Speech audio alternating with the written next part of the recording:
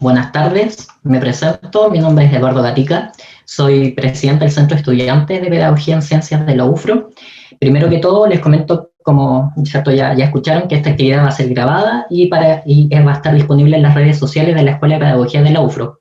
Muchas gracias por asistir a este conversatorio, el tercero que hacemos como Centro de Estudiantes de Pedagogía en Ciencias de la UFRO en el ámbito constitucional. Y en este conversatorio tenemos el agrado de contar con tres grandes invitados e invitadas para conversar sobre el derecho a la educación en la nueva Constitución. Así que le damos la bienvenida a los tres invitados y voy a presentarlos por orden alfabético de acuerdo a sus apellidos. Entonces comenzamos con Christian Beley, quien es doctor en educación de la Universidad de Harvard, investigador del CIAE, que es el Centro de Investigación Avanzada en Educación, y docente de la Universidad de Chile. Además, es hijo ilustre de San Antonio y candidato constituyente por el Distrito 7, que es San Antonio, Valparaíso y otras comunas de la Quinta Región Costa. Bienvenido, profesor. Hola, muchas gracias Eduardo. A continuación, presentamos a Lorena Céspedes, profesora de Física titulada de la Universidad de Chile, ganadora en el 2011 del Premio Michael Faraday a la mejor profesora de Física del país, finalista además del Global Teacher Prize del 2018, es profesora además de cursos de robótica avanzada y candidata constituyente por el Distrito 23, que corresponde a Temuco, Padre Las Casas, entre otras comunas. Bienvenida, profesora. Hola, muchas gracias por la invitación. Gracias a usted.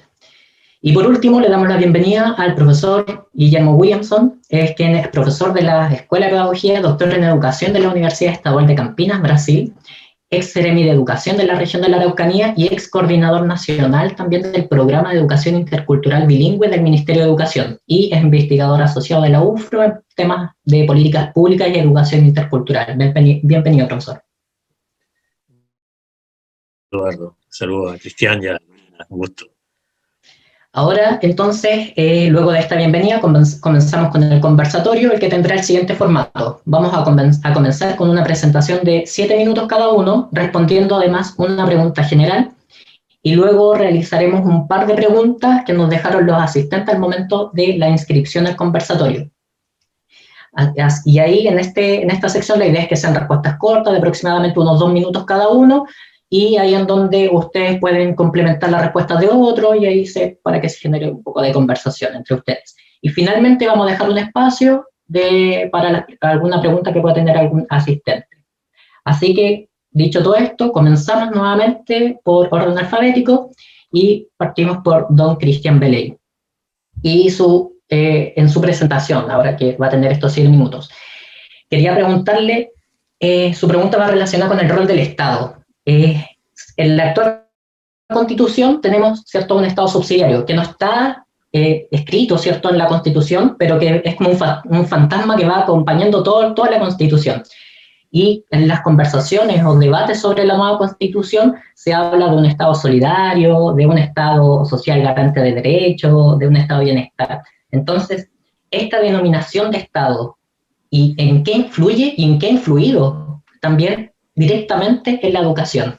Y obviamente también minutos para que dé sus propuestas como constituyente en este ámbito. Adelante, profesor. Muchas gracias, Eduardo. De nuevo, gracias por organizar este encuentro. Un gusto estar con la comunidad de la frontera y de la Universidad de la Frontera. Y por supuesto, un gusto adicional compartir con Lorena y con Guillermo, a quien conozco y admiro su trabajo hace mucho tiempo, así es que un gusto estar con usted. Y además, doble alegría saber que el Centro de Estudiantes es el que organiza esta actividad, así es que gracias y felicitaciones. Había escuchado muchas metáforas sobre lo que era el neoliberalismo y el Estado subsidiario en Chile, el peso, la llovizna, el cerrojo. Nunca había escuchado una tan linda como un fantasma. El fantasma que nos acompaña. Bueno, vamos a comentar sobre ese fantasma, Eduardo, porque efectivamente creo que es central en la discusión constitucional, obviamente. Si no lo discutimos ahora, no lo vamos a discutir nunca. El cómo espantar ese fantasma que, como dice la canción de Serrat, si no fueran tan dañinos, nos darían risa. Pero en este caso son muy dañinos, entonces no nos causa ninguna gracia ese fantasma que ha empañado, que ha asustado y que ha empobrecido al final el campo de la educación y en particular el derecho a la educación en Chile por tanto tiempo. Así es que Sí, vamos a exorcizar de una vez por todas ese fantasma, espero, en este proceso constituyente. Mira, como estamos en una comunidad de educadores y educadoras, me voy a gastar muy poco tiempo en hacer el primer argumento, que es por qué la educación es central en la Constitución y en el entramado de derechos humanos. Estamos probablemente todos nosotras acá convencidas de la centralidad de este derecho, pero déjeme solamente recordar dos elementos centrales. Por supuesto hay muchos más, pero le insisto, dado que estamos en esta comunidad de educadores y educadoras, me los voy a ahorrar los argumentos, pero quiero poner énfasis en dos elementos constituyentes del derecho a la educación. Lo primero es que el derecho a la educación no solo tiene el carácter social que siempre destacamos, etcétera, y el carácter de desarrollo humano de las personas, pero tiene un carácter adicional para la discusión constitucional, que es un derecho habilitante para ejercer bien. No es que uno se gane los otros derechos, pero los ejerce mejor cuando está más educado o educada. No es que uno tenga más derecho al trabajo, pero obviamente las oportunidades para ejercer el derecho al trabajo se expanden cuando uno se educa más y mejor. La ciudadanía se ejerce mejor porque es un ciudadano más crítico, puede darse cuenta de cuando los argumentos son simple retórica, de los intereses que hay detrás del que habla, puede darse cuenta de las fake news y de los intentos de engaño, en fin. Entonces, la ciudadanía es más crítica cuando está mejor educada, la salud se cuida mejor, la propia, la de los hijos, las hijas. Entonces, los otros derechos se ven potenciados cuando el derecho a la educación se ejerce y se satisface mejor. Esa es una primera cuestión central en este debate. Y la segunda es que se trata de un derecho de las niñas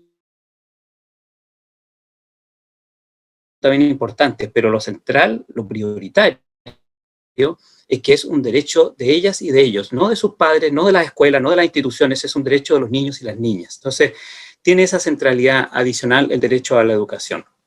Por eso yo pienso que en la Constitución democrática que ahora vamos a hacer, deberíamos poner el derecho a la educación en el centro de esa Constitución, en el centro los derechos económicos, sociales, culturales y medioambientales, y en el centro del centro la educación. Y dado que tenemos poco tiempo, voy a apenas enunciar los 5 elementos que yo creo deben estar poner en el centro el derecho a la educación. Lo primero es que tenemos que tener una definición más rica del derecho a la educación, o más bien del proceso de educación, de lo que es la educación.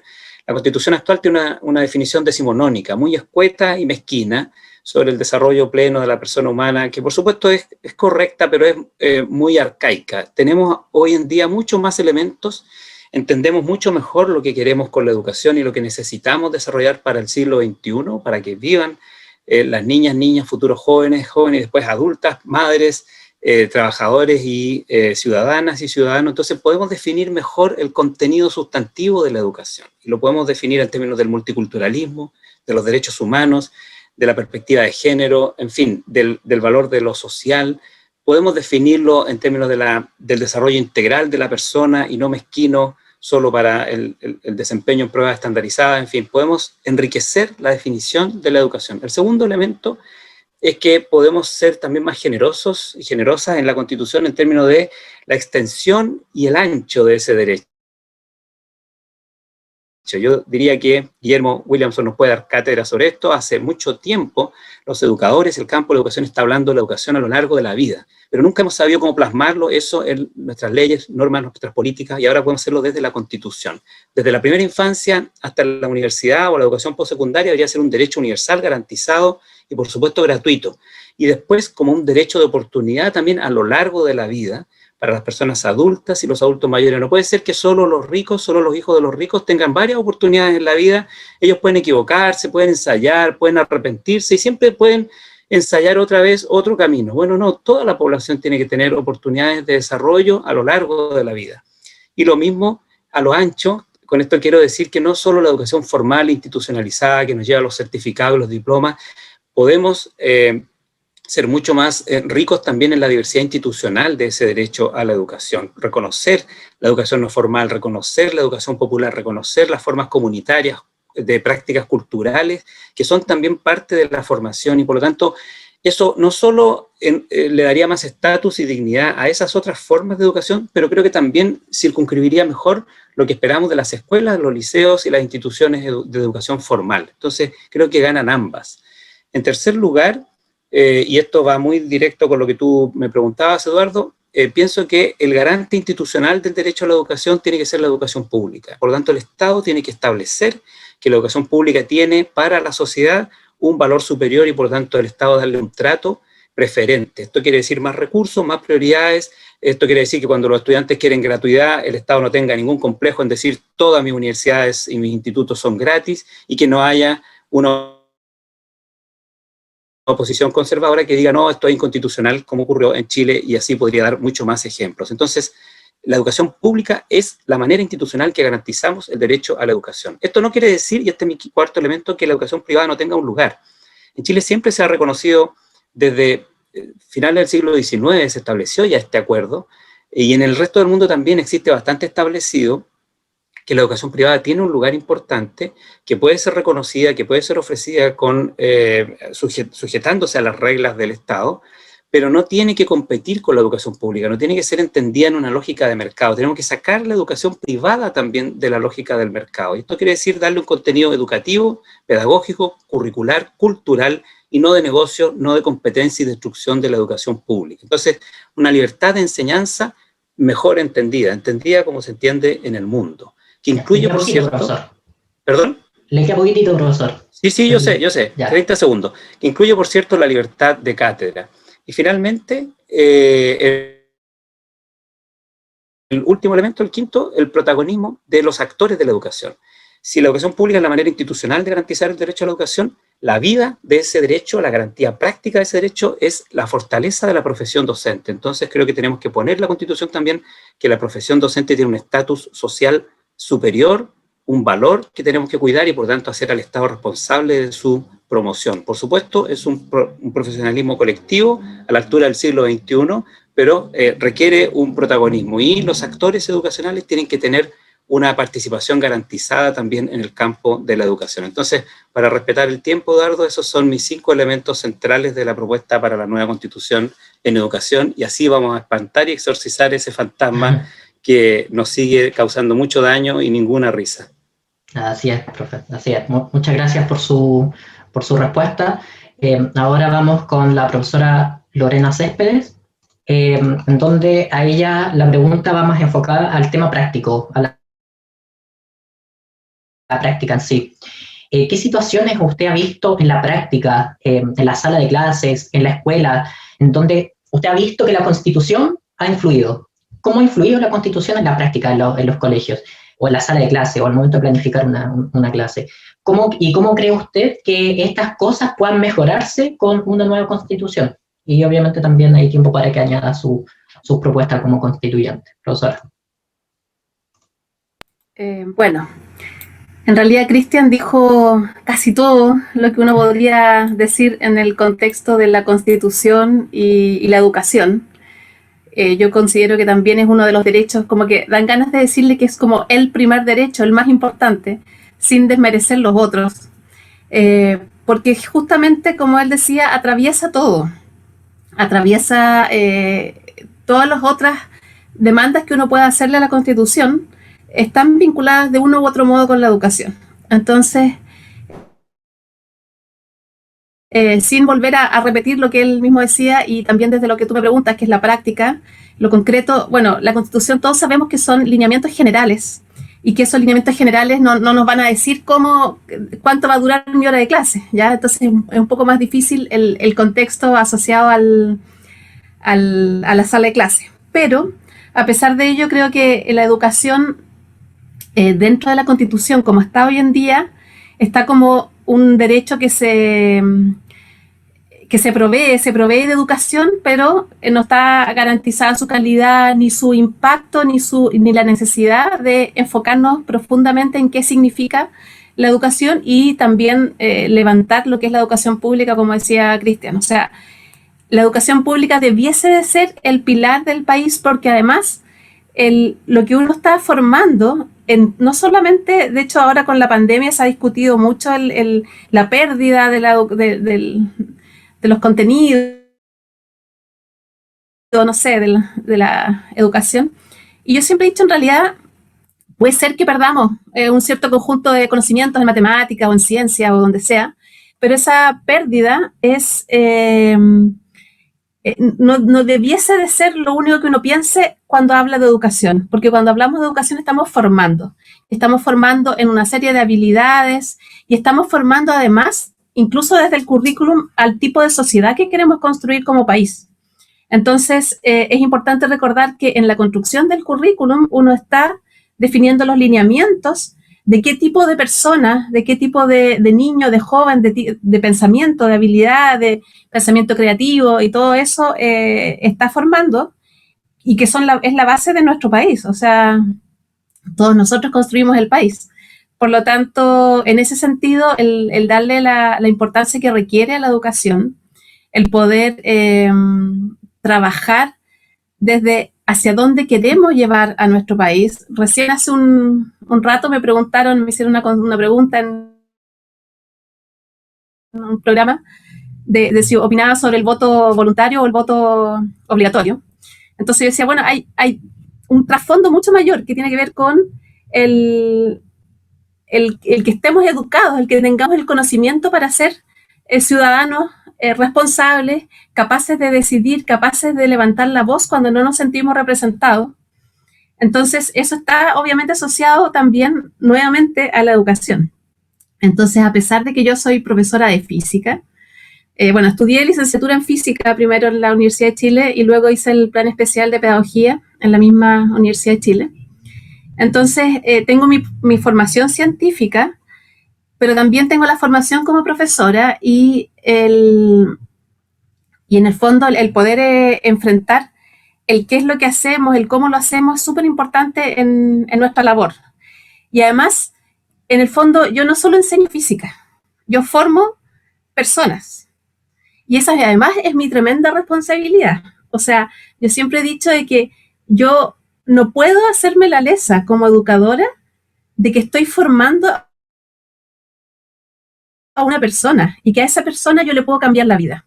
Entonces, si le estoy cambiando la vida a esa persona para que su vida sea mejor, para que su comunidad sea mejor, para que en este caso en la Araucanía tengamos más elementos, para que el país sea mejor, entonces es una tremenda responsabilidad.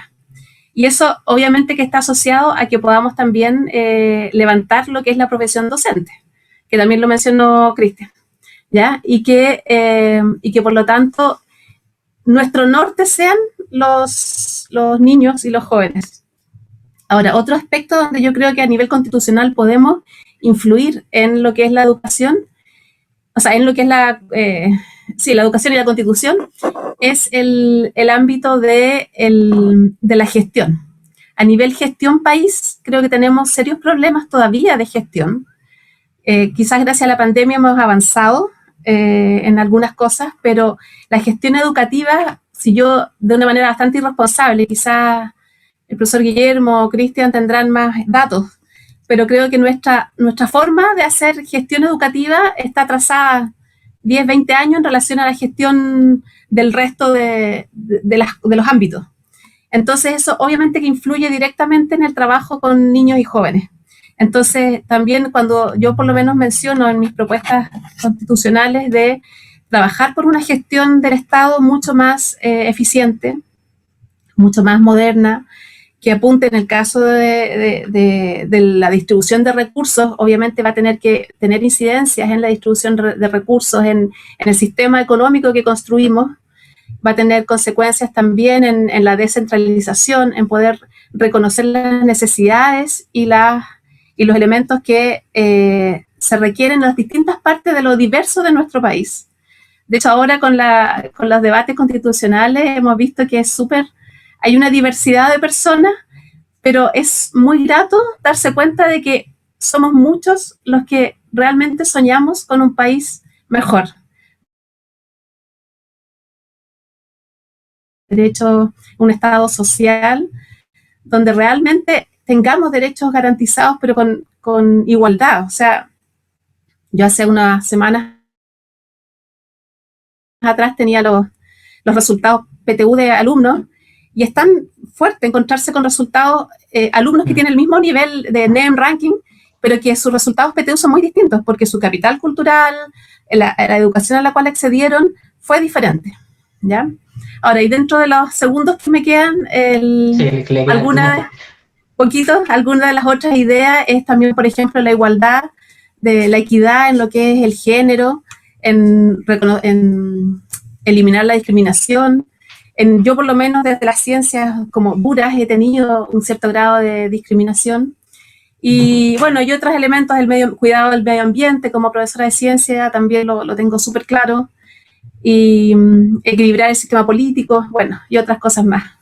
Ok, profesora, muchas gracias por su respuesta. Y ahora vamos entonces a la presentación y respuesta del profesor Guillermo Williamson. Su pregunta tiene que ver con la educación intercultural, la educación rural. ¿Usted cree que la actual constitución ha influido o ha dificultado en cierta manera, ¿cierto?, la mejora de la educación rural? ¿Y qué espera usted de una nueva constitución en el ámbito educacional para mejorar temas como la ya mencionada educación rural o educación intercultural también, o la educación de adultos, o la educación enfocada también en el territorio? Entonces, ¿cómo una nueva constitución podría...? Muchas gracias, Eduardo. Saludar de nuevo a Cristian y a Lorena, un gusto estar con ustedes. Cristian, harto tiempo en el ministerio, nos vimos ya en otras partes, y lo mismo Lorena, entiendo que en el Proventa, ¿no, Lorena? ¿Puede ser? No. En Proenta sí estuve un tiempo, o sea, varios años, casi muchos años. Ahora llevo un año fuera solamente. Tu cara perfectamente. Oye, sí, bueno, saludarlo, felicitar a Eduardo, a usted y todo el equipo de la Pedagogía en Ciencia.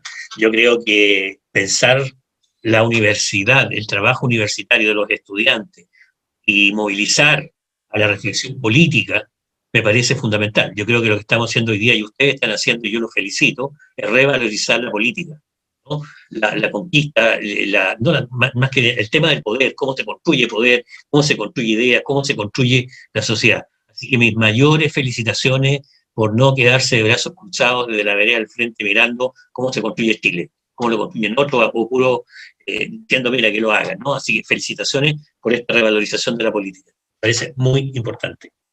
Yo creo que la respuesta que tú das, yo quiero colocar dos tipos de, no sé si va a pasar, pero voy a tratar en estos 6 minutos que quedan, dos tipos de respuestas. Uno, los que tienen que ver con la educación y otros que tienen que ver con otros temas. En el tema de la educación, yo creo que ya Cristian y Lorena ya han colocado esta idea, ¿no es cierto?, de un Estado subsidiario que sustituye el Estado docente al final. Y coloca un Estado que se aleja de la responsabilidad de la educación en la construcción de la propia educación. Para instalar una ideología dominante y una cultura dominante también asociada al proceso económico y al modelo neoliberal que tenemos en Chile. Yo creo que eso es bien importante porque la educación no es un tema solo etéreo, responde al tipo de sociedad en la cual estamos y se constituye la sociedad para responder, se constituye la educación para responder a esa sociedad. En Corea es para responder al sistema de Corea, en China para el de China, en Estados Unidos y en Chile para el de Chile. Y si aquí tenemos un modelo neoliberal, tenemos una educación por modelo neoliberal. Como ahora yo creo que el sistema neoliberal está en crisis, en general, necesita también entra, a mi juicio, no voy a decir mecánicamente, pero consecuentemente también una crisis de la educación. Yo creo que esa es una primera cuestión que es importante, porque se deja al final el mercado, el Estado deja de cumplir su obligación, lo que a mi juicio es su obligación, el asegurar el derecho humano a la educación. Eso queda como soltado. Eso que se expresa que el Estado solamente financia, no tiene un sistema, un cuerpo motriz de equipos de supervisores, de gestión suficiente para poder apoyar, trabajar, estimular el desarrollo de los establecimientos educacionales con apoyo técnico, asesoría pedagógica, construcción curricular de otros procesos. Lo segundo, que la idea del concepto de educación que se coloca en la libertad de enseñanza, colocan en los padres la responsabilidad. Yo no digo que los papás no sean importantes, son súper importantes, pero la educación debe estar instalada en el derecho de los niños, las niñas, los jóvenes, los adultos que aprenden. ¿Y por qué esto? Porque es un derecho humano. Y tenemos que colocar a las personas como sujetos de derechos, no como objetos de derechos, como constructores del derecho. Pero eso además tiene una contradicción. Porque esas personas que tienen derecho a elegir la educación no tienen derecho a participar de un modo vinculante en los establecimientos educacionales. Lo que son los consejos escolares, que están determinados por ley, donde debería haber una participación directa de los padres que eligen el control el colegio de los niños no tiene ningún sentido vinculante, no tiene ningún poder efectivo. Por lo tanto, tenemos una noción en que todo el derecho de los padres a elegir un tipo de colegio que lo ofrezca en un supermercado, pero no a participar del proceso de gestión, a participar de un modo con decisión. Esto me lleva, ese es un segundo elemento que me parece importante. Ahora, creo que hay dos temas más que no son propiamente educacionales. Uno, es que el tema de la noción de propiedad privada, que está, y ahora voy a salirme, pero afecta a la educación rural y la intercultural, la educación de adultos, la educación en general, la defensa de una propiedad privada, separada del bien común. Yo creo en la propiedad privada, no digo no, yo entiendo que tiene un sentido social, tiene un sentido de poner al servicio lo que yo tengo del bienestar del conjunto de la comunidad, de la sociedad, del desarrollo sostenible de la sociedad. El agua se privatiza, por lo tanto, el bosque, ¿no es cierto?, no se puede proteger. Se separa, fíjate lo que es la barbaridad para la cultura indígena de los pueblos, pero también de la tradición campesina, la tradición de la humanidad de los últimos 50.000 años probablemente.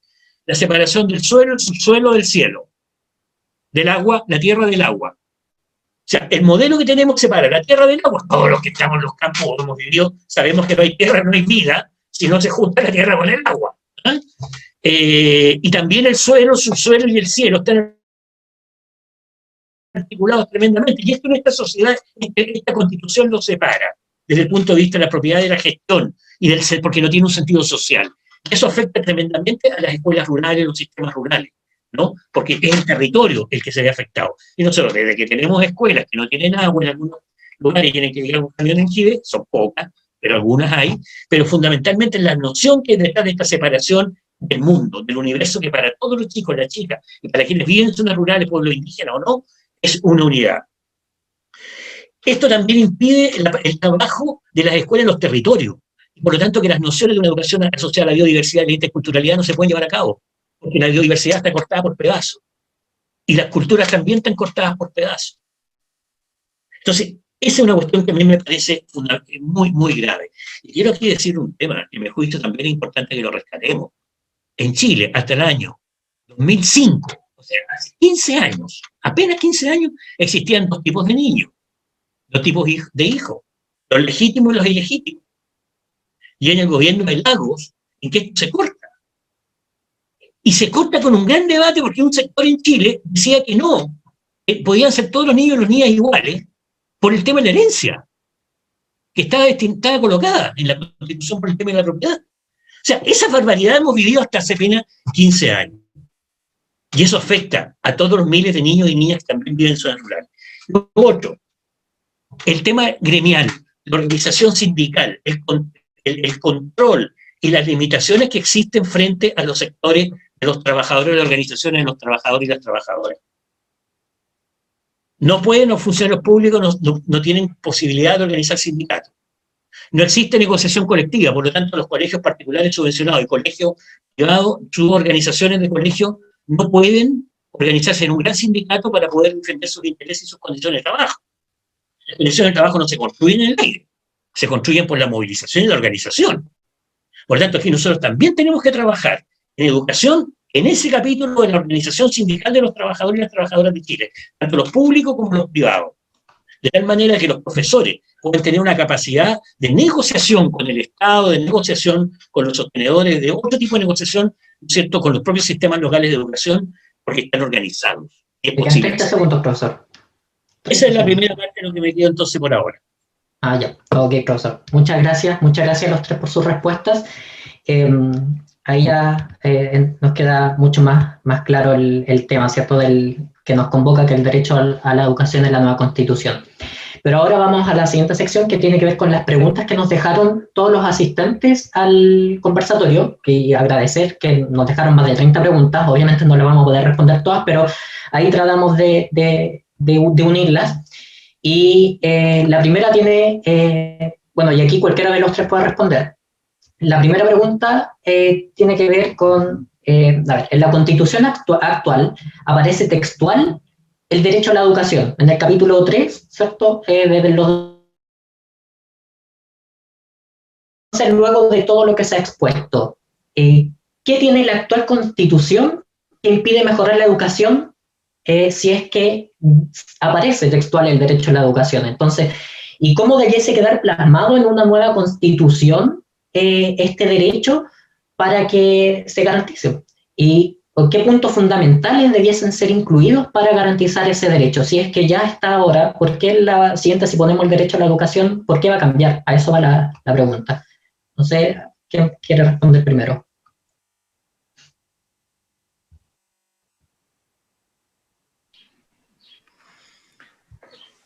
Bueno, dale, Guillermo.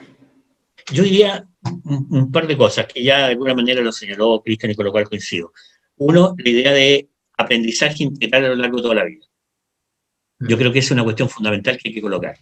Desde la educación parvularia a la educación de jóvenes y adultos de tercera edad. Lo segundo, financiamiento basal de la educación pública y las universidades estatales. Hoy día las universidades estatales no tenemos más de un 17% de financiamiento por parte de lo que significan el Estado. Lo financian los estudiantes u otros sistemas raros. Necesitamos financiamiento basal para toda educación pública y para las universidades estatales. Tercero, ampliar las modalidades de educación en los territorios a todas las formas, lo que decía antes Cristian, un poco más abiertas, digamos, ¿no? Por un lado, a lo largo de toda la vida, y por otro lado, a los saberes de las comunidades, de los educadores, de las formas de organización también, a la educación popular, a las otras maneras de hacer educación en los territorios. Esto, y finalmente, el último tema, ¿cierto? Que tiene que ver con... No, eso era. Aprendizaje integral a lo largo de toda la vida, fortalecer la educación pública a través de políticas públicas, pero quiero resaltar el tema del financiamiento del sistema, no la subvención, fin a la subvención y financiamiento basal a las universidades estatales. Y tercero, ampliar la educación a distintas modalidades de educación. Diría un cuarto que lo tenía más aquí abajito, a lo que nos toca a nosotros en educación intercultural.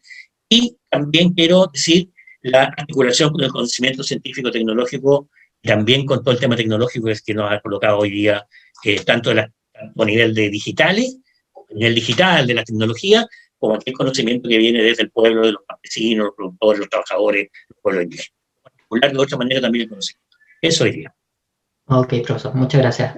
Don Cristian, ¿usted quería complementar? Sí, solo como principio general es claro que la relación entre la Constitución y la experiencia práctica, como le preguntaste a Lorena y como ahora estás preguntándonos, ¿verdad?, el efecto concreto que va a tener en el nivel situado de la experiencia de la escuela, de la experiencia de los docentes y los estudiantes. Sin duda que la relación entre la Constitución y ese nivel micro está mediada por muchos factores. Por lo tanto, no es directa, no es que esta caricatura que ha hecho ahora la derecha, que está diciendo, bueno, van a cambiar la Constitución, pero eso ¿qué tiene que ver con la vida de las personas? Después que la defendieron con todos dientes y muelas, ahora resulta que era irrelevante, porque en realidad no tiene nada que ver con la vida de las personas. Entonces, no, el marco institucional y legal que crea la Constitución tiene efectos gigantescos sobre cómo después el sistema en su conjunto se organiza, cómo las políticas se implementan, cómo las instituciones trabajan y por lo tanto cómo las personas experimentan, en este caso, su derecho a la educación, pero podríamos hablar de los otros derechos. Lo que ocurre es que está mediado por muchos elementos, entonces no es inmediato, no es mecánico, por supuesto que no. Pero déjame dar solo 2 ejemplos y con esto termino para que sea breve. Cuando se ha querido impulsar el principio de la no discriminación, estoy haciendo campaña acá, conversando con una mamá, me dice, mi hija está en cuarto, y resulta que está en su cuarto colegio también, porque en todos los colegios es un cacho, porque tiene necesidades especiales, porque es un poquito más inquieta, porque no sé qué, entonces nadie la quiere realmente recibir. Entonces no están comprometidos con su derecho a la educación las instituciones, sino que están comprometidas con su lógica, con sus presiones, con sus rendimientos, con la lógica del sistema, pero no de las personas. Bueno, eso es muy concreto. ¿Y por qué no hemos podido establecer un principio de no discriminación que sea realmente lo más importante en el sistema escolar y en el resto de los derechos sociales? Bueno, porque la Constitución no lo establece como un principio dominante, sino que le da más importancia a la libertad de gestión empresarial de la propiedad del dueño de la escuela, como estaba diciendo Guillermo Williamson. Entonces, la relación no es directa, pero es muy, muy decisiva. Lo mismo la gratuidad, las estudiantes han marchado por Chile para dejar de que sus ganas de seguir estudiando signifiquen salir a la vida adulta, su primera experiencia laboral con una tremenda mochila de deuda. ¿Y por qué el Estado no pudo hacer gratis sus universidades al otro día, cuando tenía los dineros y cuando tenía las ganas de hacerlo? Porque primero hubo que convencerlos de que se tuvieran las ganas, porque la Constitución establece que el Estado no puede tratar mejor a sus instituciones que a las privadas porque le da el mismo valor y no le da un valor superior a la institución pública. Si eso no existiera y hubiera habido voluntad política y recursos, muchísimas jóvenes de este país no estarían con una mochila de deuda y hubiéramos podido avanzar en gratuidad mucho más rápido. Entonces, no nos engañemos, la Constitución es decisiva para las oportunidades de vida de las personas. No es directa, pero a veces puede llegar a ser muy directa, tal como los ejemplos que estoy dando, y podría quedarme el resto del día dándole ejemplos. Ok, muchas gracias, profesor. Profesora, ¿quiere complementar algo? Sí, bueno, lo que decía Cristian respecto a los otros a elementos transversales, yo estaba pensando en el elemento como que mencionó de la igualdad, de la no discriminación. Creo que el hecho de que nuestra misma Constitución no esté con la fuerza que debiese tener influye directamente en la educación. Y lo mismo también con el empoderar a la educación pública, de todas maneras. O sea, en la Constitución aparece el derecho al acceso a la educación, pero eso ya queda finalmente como un bien. Si quieres y puedes y tienes las lucas, accedes a la educación que quieras, pero no la educación en mayúscula, que es la que debiésemos de valorizar como un derecho alcanzable para todos en igualdad de condiciones.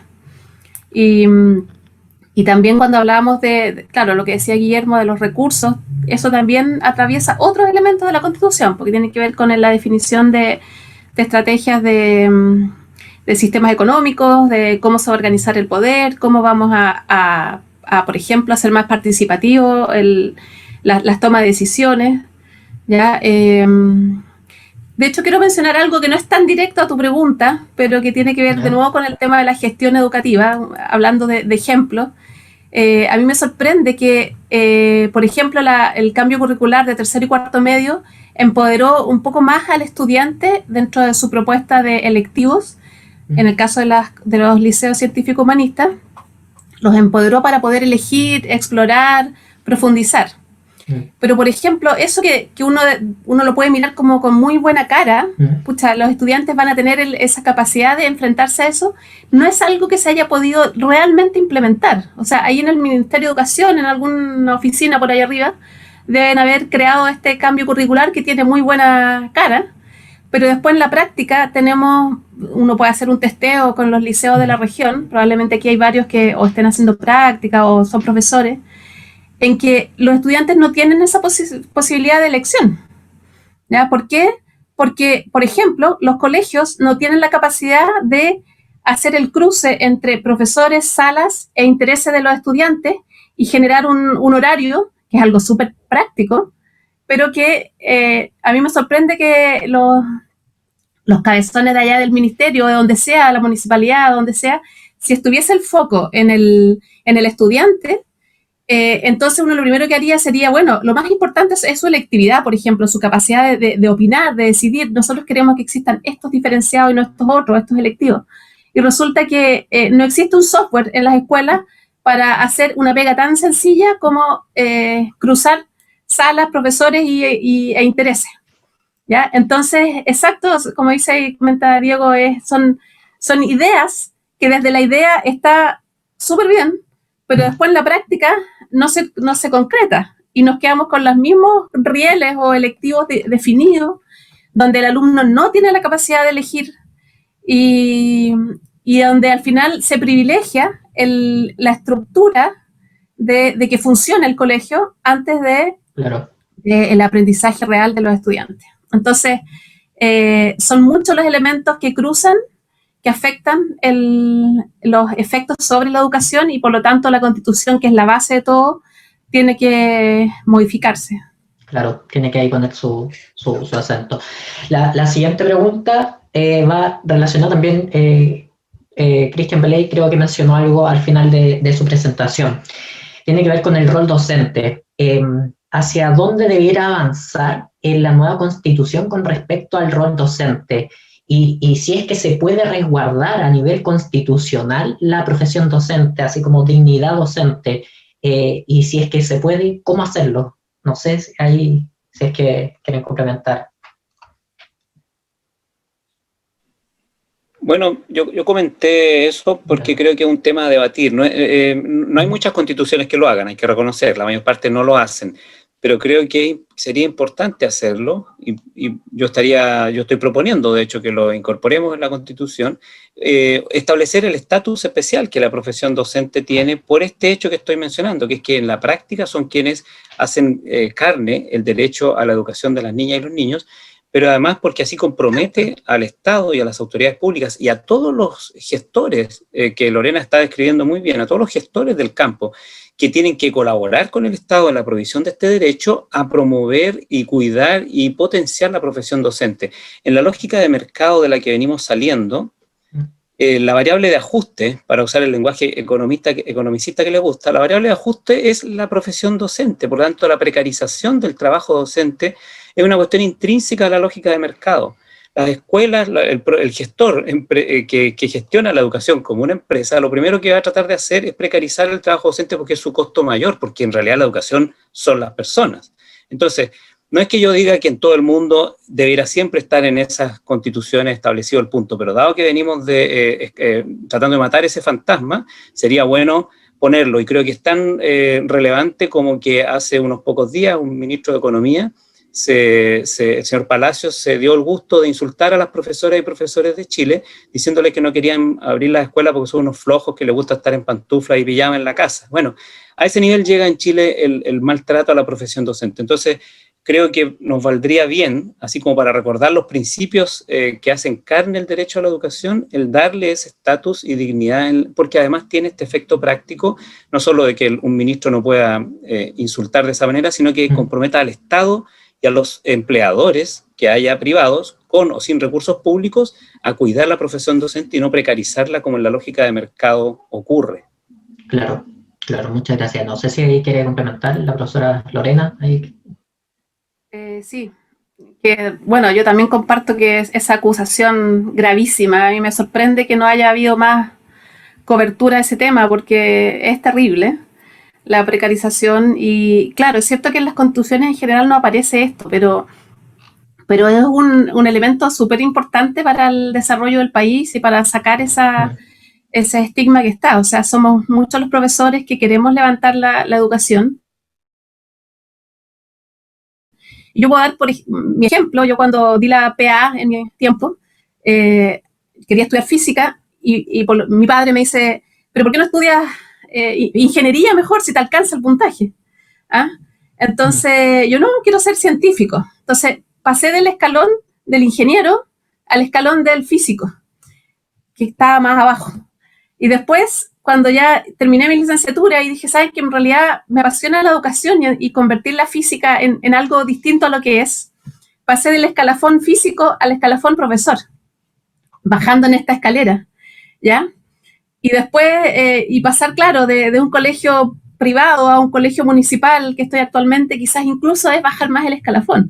Que claro, para mí no lo es, y no lo va a ser, y yo estoy orgullosa de ser lo que soy.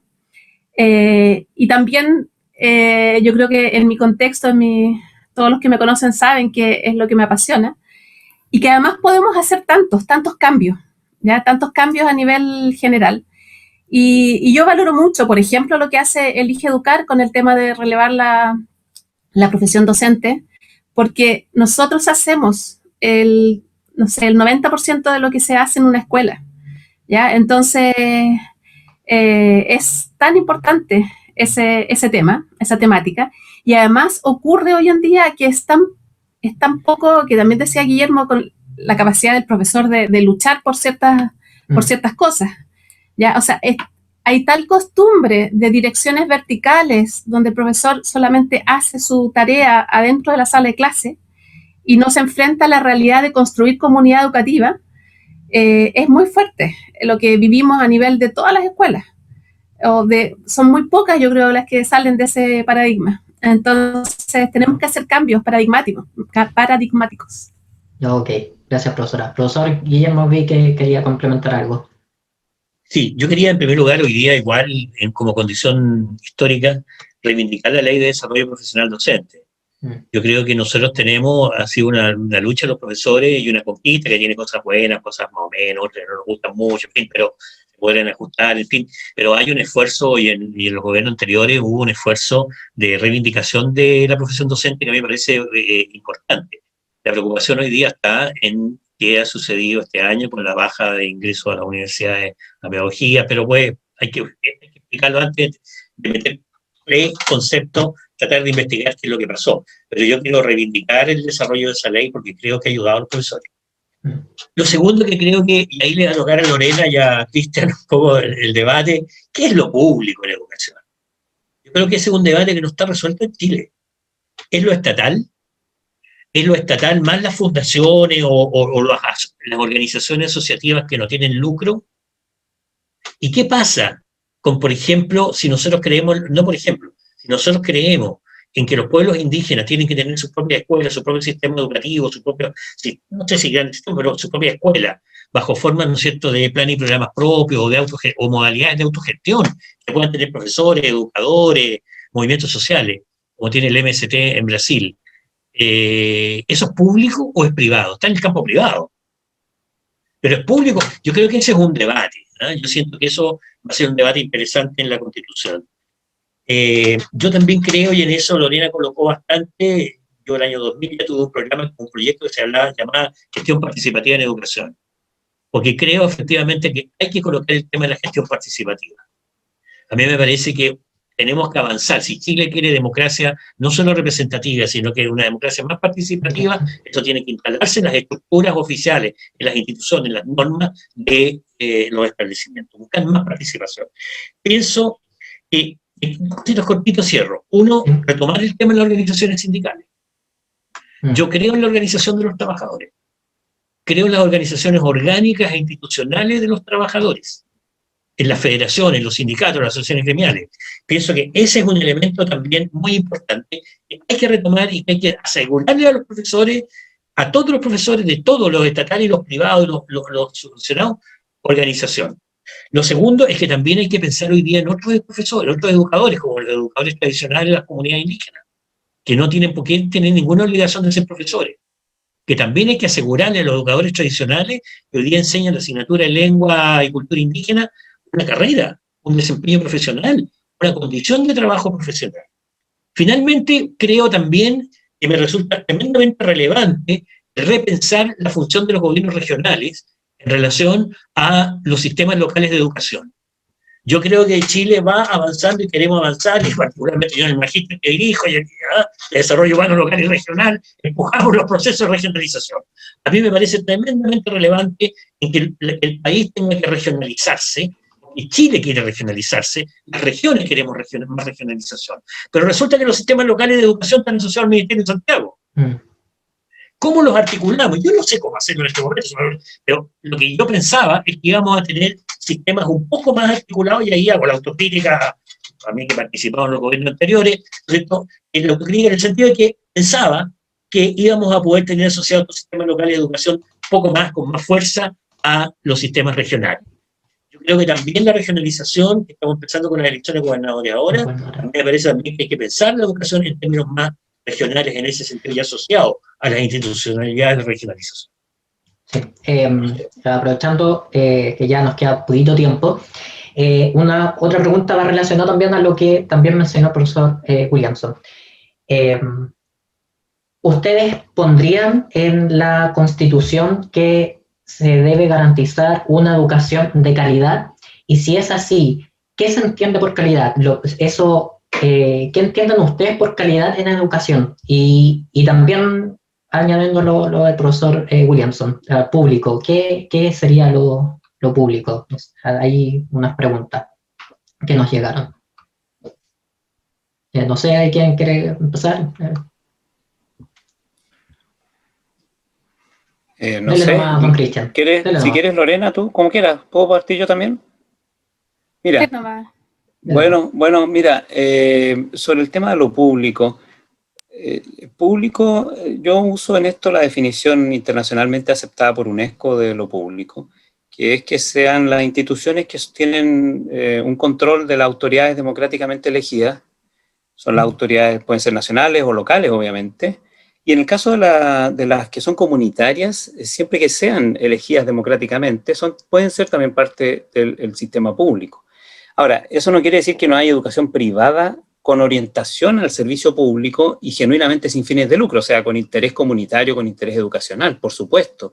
El problema que tenemos en Chile es que la Constitución del 80 mezcló esas ovejas con los lobos del mercado, con afán de lucro y con el interés explícito de destruir la educación pública. Entonces los puso a competir, le dio todos los incentivos a los lobos para que se comieran las ovejas y terminamos con un sistema completamente privatizado por la expansión de las instituciones con fines de lucro en todos los niveles. Entonces, cuando corrijamos y logremos espantar ese fantasma, por supuesto que va a ser mucho más fácil conversar y poder cooperar con estas instituciones genuinamente comunitarias y genuinamente con fines de lucro, pero alguien que se pone, que entra al campo de la educación como si fuese un mercado solamente para captar matrículas, recursos y lucrar y destruir al resto de las instituciones, estoy usando el lenguaje de economista, no es que hablan de la destrucción creativa del mercado, por eso lo uso.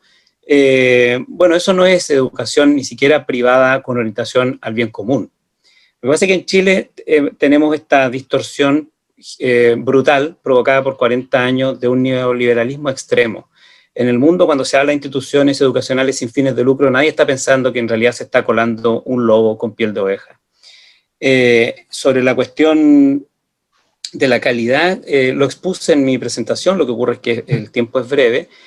Yo no sé si usaría el lenguaje de la calidad, pero sí hablé de la educación más ambiciosa, más estimulante, comprensiva, integral, orientada a los derechos humanos y a todos los principios que antes mencioné. En Chile la tradición de los educadores y las educadoras le llaman a esto educación integral. Podemos buscar un concepto, pero a lo que creo que apuntamos es a una definición más rica.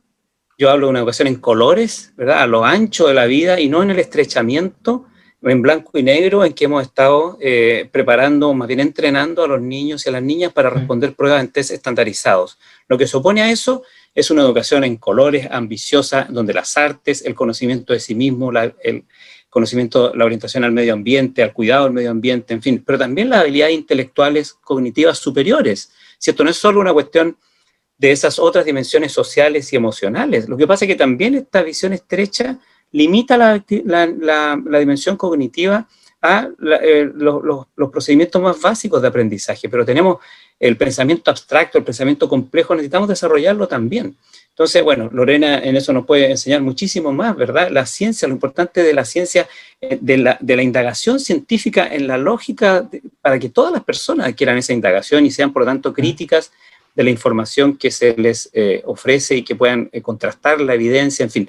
Entonces, la definición tiene que ser más integral y a eso yo creo que sí debería estar en la Constitución. No creo que usaría yo el lenguaje de la calidad que tiene unas connotaciones que no son positivas para el campo de la educación, pero creo que esta definición conceptual más amplia es bastante aceptada en el mundo hoy día como educación para el siglo XXI y creo que en Chile las educadoras y educadores lo tienen clarísimo.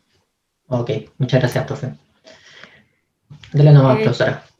Sí, quería mencionar respecto a lo público, en realidad cuando comentaban, me acordé de los libros de María Olivia Monkever, los con fines de lucro, y otros que tiene sobre el lucro en la educación, en que vemos que a pesar de que hay una declaración de sin lucro, pero el sentido común y los datos también, que en este caso plantea María Olivia Monkever, son decidores en darnos cuenta que la lógica de mercado que plantea Cristian también está detrás, inevitablemente. Y no solo a veces la lógica de mercado, la lógica del poder también. Porque cuando uno ve la administración de ciertos espacios educativos públicos, uno ve que detrás de esa administración hay una lógica de poder más que una lógica de aprendizaje, ¿ya? Que tiene que ver con la toma de decisiones, por ejemplo, a nivel de DAEM o de ministerio, en que uno dice, pero ¿por qué se está decidiendo esto? ¿Ah? ¿Cuándo se le preguntó al estudiante o al profesor? ¿Cuándo? No, a veces las fundamentaciones se caen solas. Entonces, quizás muchos de nosotros hemos escuchado, por ejemplo, como profesores que nos dicen, oye, haz tal o cual cosa, porque si no se vería mal. De hecho, hoy día me lo comentaron, se vería mal. Yo dice, pero aquí no es un problema de que se vea bien o se vea mal, porque eso, ahí nos mantenemos de nuevo en la lógica del poder y de la cara que estás mostrando, sino que la lógica es qué necesita el niño, o el niño, la niña, el joven. Esa debiese ser siempre nuestra razón. Entonces, el sistema educativo público todavía está permeado por este sistema económico que nos lleva, que mete la educación en ese sistema económico que tenemos que sacarla de ahí. ¿Ya? Okay, o sea, es otra cosa. Y respecto a la calidad, bueno, yo creo que la definición de calidad, como decía Cristian, es una definición difícil de explicar, pero yo creo que también todos estamos claros en qué significa un sistema equitativo, un sistema donde el acceso y lo que queremos que el niño sea, el joven salga, sea igual y sea potenciando todas las necesidades que tienen los niños y jóvenes. Ok, muchas gracias. La última pregunta que voy a hacer, para luego pasar a una pregunta del público, si es que ahí nos queda tiempo. Y para esta pregunta, con uno de los tres que corresponda, en honor al tiempo, sería perfecto. La siguiente pregunta, hay muchas preguntas que no llegaron, tiene relación con esta que voy a hacer. Es, ¿qué viene después? Que hay mucha incertidumbre sobre eso. Es, ¿qué paso deberíamos seguir como sociedad para ir avanzando en que la educación sea realmente un derecho social y que también responda a las necesidades del Chile actual o del Chile del futuro? ¿Qué es lo que viene después? ¿Qué se hace a términos de políticas públicas? Hay algo mencionó el profesor Williamson con respecto a la ley, ¿cierto?, de la profesión docente. Entonces, ¿qué es lo que viene? ¿Qué es lo que sigue? Los escucho. Uno de ustedes, no sé quién, ahí va a complementar. Profesor Williamson, quizás ahí que delante no respondió. Definición nomás. Le dejo lo que viene para adelante a los que van a tener esa responsabilidad. Yo quiero decir que la noción de calidad también es relativa a la realidad educacional de los actores que participan en un proceso. Para los que trabajamos en educación de jóvenes y adultos, por ejemplo, la calidad de los chicos que están en el Sename, en la red Sename, en colegios de los Sename, o los migrantes que están en situaciones complejas, o los chicos que son enviados por la justicia, o los que están queriendo trabajar, en fin, es decir, son nociones que uno no las puede poner en igualdad de definición. Por tanto, yo no pondría una definición sobre calidad. Y yo entiendo que una educación tiene que tener, tiene que orientarse a la cooperación social y económica, y no al asalariamiento de las personas. No para generar asalariados, sino generar gente que sea capaz de trabajar en cooperación, que defienda la biodiversidad, que constituya y viva, aprenda a vivir en interculturalidad, que asuma la dignidad del trabajo, la capacidad de ejercicio de la ciudadanía, que no son cuestiones teóricas, son cuestiones súper completas. Finalmente yo quería decir que yo creo que se necesita un Estado que tenga capacidad de darle apoyo a los profesores y a las profesoras en su trabajo. Aquí nosotros no tenemos supervisores, no tenemos equipos técnicos que apoyen y con condiciones de trabajo, con buenos sueldos, con condiciones laborales adecuadas, con funcionarios públicos, para poder apoyar efectivamente a las escuelas en su tarea pedagógica, ¿no? Creo que eso es fundamental, fortalecer ese núcleo también, es el músculo del Estado para la defensa de la educación pública. Ok, profe, gracias. No sé si, don Cristian, usted quiere ver, ¿cierto?, responder sobre qué viene después, qué es lo que se hace después, esta duda, ¿cierto?, que está ahí en la mente de todos. Bueno, en términos formales, una vez que la Constitución después lo que viene es que el pueblo de nuevo tiene que votar y aprobar la Constitución a la que llegue la Convención Constitucional. Eso es formalmente lo que viene. La Convención funciona por 9 meses o un año, se puede extender, y propone un texto al que llegó como acuerdo y el pueblo decide si es que lo acepta o no. Si es que acepta esa nueva Constitución, lo que viene después es una revisión sistemática del conjunto de las leyes orgánicas que van implementando la Constitución. Entonces ahí, ustedes saben, los estudiantes de los pingüinos del 2006 se movilizaron contra la LOCE, la Ley Orgánica Constitucional de Enseñanza, que tiene el rango constitucional, fue la ley que traduce, digamos, los principios de la Constitución al campo de la educación. Entonces, lo que viene después es que hay que revisar desde esas leyes de rango constitucional hacia abajo la legislación para irla ajustando y haciéndola coherente con los nuevos dictámenes que la Constitución, en el entendido de que va a tener nuevos y no el mismo fantasma, pero ahora en colores, enchulado el mismo fantasma neoliberal para el siglo XXI. Imaginemos que de verdad tenemos una constitución distinta, entonces hay que ajustar toda esa legislación y de ahí las políticas. Por lo tanto, es muy importante también, y con esto termino este comentario, es muy importante el rol que tengan los gobiernos y los congresos futuros, porque sabemos que obviamente las leyes no caminan solas por la calle, hay políticas, hay voluntad política, hay recursos que poner. Entonces, puede que la Convención Constitucional proponga unas definiciones más ambiciosas, pero que después los gobiernos, si es que son más conservadores y no la quieren implementar con celeridad, retarden, ralenticen esa implementación. Pero esperemos que la ciudadanía sea a su vez activa, como lo hemos visto que es persistente, y no solo remueva a los generales de la ocupación de la Araucanía, de la Plaza de Santiago, sino que de verdad remueva todos esos resabios neoliberales e implemente la Constitución de los derechos ciudadanos, que espero sea esta Constitución. Así es que queda un camino largo, pero es un camino bonito. Ok, muchas gracias, profe. No sé si alguien del público, entonces ahora pasamos a la última etapa de acá del conversatorio. No sé si alguien quiere realizar alguna consulta, tiene alguna duda, algo que preguntarle aquí a los invitados. Si no... Tenemos un montón de elecciones este año también. Las elecciones municipales, claro, de gobernadores regionales, de presidente de la República, diputados y senadores, que también van a constituir el gobierno en los próximos años. También hay que plantearse el tema político de ese tipo.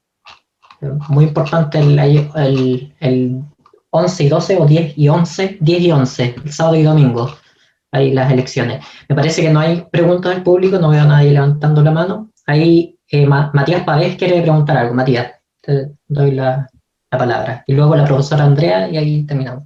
Hola, buenas a todos. Bueno, me presento rápidamente, Matías Pavés, soy doctorante, soy profesor de matemática.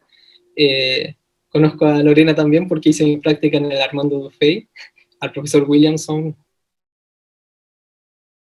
de la universidad. A Cristian no lo conozco, pero ahora lo conozco. Bueno, lanzo la pregunta para no robar mucho tiempo. La estuve formulando ahora a medida que iba escuchando todo. Interesante las posturas. Hay obviamente conceptos que a uno le gustaría discutir más profundamente, pero puntualmente voy a ir a lo siguiente. Cuando hablamos de que el Estado se haga cargo de la educación pública, ¿cierto? A lo cual podríamos estar claramente de acuerdo, y yo creo que la mayoría va a estar de acuerdo en ese sentido, independientemente de la concepción que tengamos sobre público, etcétera, entendemos que es en función de los niños, las niñas, ¿cierto? Que de alguna manera trata de asegurar este acceso, y hablábamos de calidad también. Aun cuando los datos nos dicen de que el Estado en sí no es muy efectivo en su manera de actuar, y lo hemos visto por el Sename, lo hemos visto también en educación, o sea, lo podemos llevar a muchos ámbitos donde lamentablemente no ha sido eficiente, pero ok, sigamos pensando que el Estado puede hacer esta función, cumplir esta función pública. ¿Cuál sería la forma en concreto que el Estado debiese adoptar para asegurar la calidad, la eficacia, eficiencia, ¿cierto?, en educación? En concreto, en la parte más técnica, si es que pudiésemos de alguna manera plantear esa pregunta, porque hay que mover la pregunta a ese ámbito. O sea, está bien, tenemos un discurso que yo creo que todos compartimos de acceso a la educación, que todos puedan tener una educación de calidad, pero vamos a lo técnico. ¿Cómo el Estado va a asegurar este aspecto que tiene que ver con la calidad? Si me permiten solamente colocar un ejemplo muy breve. Pero breve, que no hay mucho tiempo. Dale. Ok, yo trabajo con profesores de matemática, y por ejemplo en un aspecto muy crucial que es la demostración matemática, que es algo que, por ejemplo, un programa curricular exige, veo deficiencia en el ámbito de que ni siquiera el profesor sabe cómo administrar este aspecto. Entonces, ¿cómo hablamos de calidad cuando ni siquiera en la formación del profesor están, digamos, las universidades también no están inscritos estos elementos que son necesarios para poder de alguna manera hablar de calidad en sí? Entonces, ese es un aspecto particular, pero bueno, en general lo lleva al tema de cómo asegurar, ¿cierto?, esta calidad, eficacia, eficiencia en la educación, cómo lo aseguraría en concreto el Estado. Ok, muchas gracias, Matías.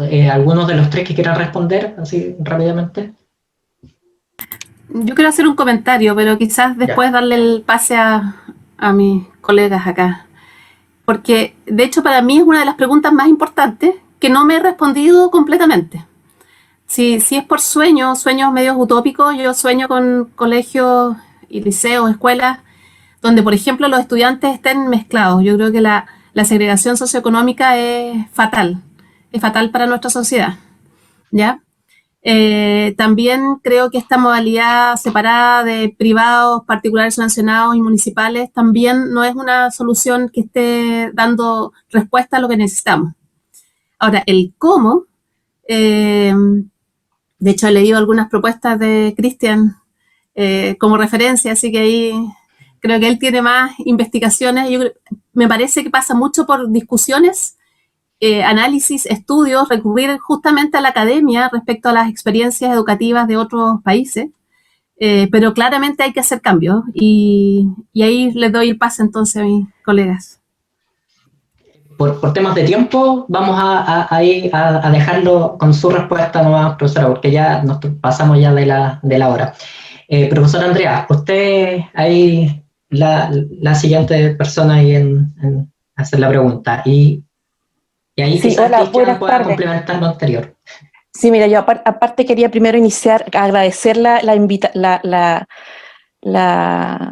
buena disposición de los invitados a acoger la invitación del Centro Estudiante. Yo soy directora de carrera de Pedagogía en Ciencia, por lo tanto, cuando los estudiantes nos dijeron que organizaran esta actividad, nosotros la aplaudimos, así que nos parece una instancia muy enriquecedora para conversar. Así que, primero que todo, agradecer a los invitados por aceptar esta inquietud de los futuros profesores, que yo creo que es fundamental, como decía el profesor Guillermo, ¿cierto?, de partir de la conversación desde quiénes van a ser los futuros profesores. Bueno, yo tenía una pregunta parecida a la de Matías con respecto a la calidad, pero la voy a enfocar un poco al grupo que organizó, digamos, esta conversación, que son los futuros profesores de ciencia. ¿Cómo ven ustedes, ¿cierto?, el aporte, ¿cierto?, que puede ser en esta calidad de la educación, que es muy complejo de definir, ¿cierto?, lo hemos ido discutiendo. ¿Cuál es el aporte en esta calidad educativa, ¿cierto?, de la educación científica? ¿Ustedes le ven un aporte? ¿Qué aporte le ven al tema de la educación en ciencia? Ok. Don Cristian, ahí le doy el pase por si quiere también complementar lo que había hablado Lorena anterior. Sí, no, mira, es Lorena en la inquietud de Matías. Mira, hay muchos cómo, hay muchas maneras. El mundo está lleno de experiencias que tienen muchas formas y muchas maneras. Y Chile, Lorena probablemente a eso se está refiriendo también. Si uno recorre las escuelas y los liceos, hay experiencias fantásticas, hay muchas maneras de ofrecer un derecho a la educación con sentido, con significado, pero hay una que no, el mercado. De la educación, a la buena educación, a la educación integral y comprensiva en el mundo, organizada como un mercado. Hay una que no, el mercado. Y para seguir conversando sobre las 1000 maneras en las que podemos pensar sobre el futuro de la educación, yo quiero hacerles una invitación dentro de esta plataforma, de esta conversación, que es el proceso constituyente que estamos llevando a cabo con todas las ciudadanas y ciudadanos. Creamos una plataforma que llamamos educacionconstituyente.cl, www.educacionconstituyente.cl. Entonces ahí, para seguir conversando no solo sobre los cómo, ojalá primero sobre el futuro, sobre los sueños, sobre qué es lo que esperamos que en esta nueva constitución se establezca como un nuevo orden institucional, para que después los cómo se desplieguen en una diversidad enorme. Pero esa diversidad enorme y esa riqueza enorme se va a desplegar una vez que nos sacudamos de este mito, que es la idea de que guiados por este fantasma del mercado íbamos a llegar a tener buena educación justa, y lo único que hemos tenido es segregación, discriminación e ineficiencia, porque después de todo tampoco funciona bien, ni siquiera para administrar bien los recursos, un mercado desregulado como el que hemos tenido. Así que hay muchos cómo, pero hay uno que no. Así es. Muchas gracias, profesor. Muchas gracias a todos los... profesor Williamson, ¿quería agregar algo? Solo quería hacer un comentario. Agradecerles a ustedes, felicitarlos, y quiero que no nos tengamos tan claridad de que el Estado es un desastre. Yo creo que eso también tiene un prejuicio muy fuerte. El Estado es una cuestión fundamental de la cual todos somos responsables, y los gobiernos que hemos tenido, que se han construido, se han ido haciendo otras cosas bien interesantes para la educación. Yo creo que no podemos partir de la base de que el Estado es mejor que otro, o que es peor que otro. No es así. Los datos no indican tampoco eso, ni los datos de la condición de trabajo de los trabajadores, ni los honorarios, ni la capacidad de contrato de los profesores, ni las carreras profesionales. Es decir, yo creo que no tenemos los sueldos, no tenemos eso no podemos asumirlo como algo así como liviano, pienso. Y yo creo que la ciencia es muy importante, la producción de conocimiento tanto de la ciencia que conocemos como aquel conocimiento que viene de las comunidades, que viene del saber popular, que viene del saber milenario de nuestras comunidades, de nuestros pueblos, los trabajadores y los campesinos. Muchas gracias, profesora Lorena, la vi levantando la mano así rápidamente. Sí, solo respecto a lo de Andrea, el tema del tipo de habilidades que desarrollamos desde la ciencia creo que es fundamental para el desarrollo del país. Entonces, todos los profesores de ciencia tienen que empoderarse con eso. El desarrollo de estas habilidades, la creatividad, el análisis crítico, la investigación, tiene que estar de la mano de nuestro desarrollo como país. Así es que tenemos una gran tarea. Una gran tarea, así es. Entonces, en honor al tiempo, nos gustaría seguir conversando de este tema, así que podríamos estar, como dijo Cristian, mucho rato, horas y horas conversando sobre educación. Muchas gracias por asistir. Unas últimas 30 segundos, unas últimas palabras a cada uno de los invitados.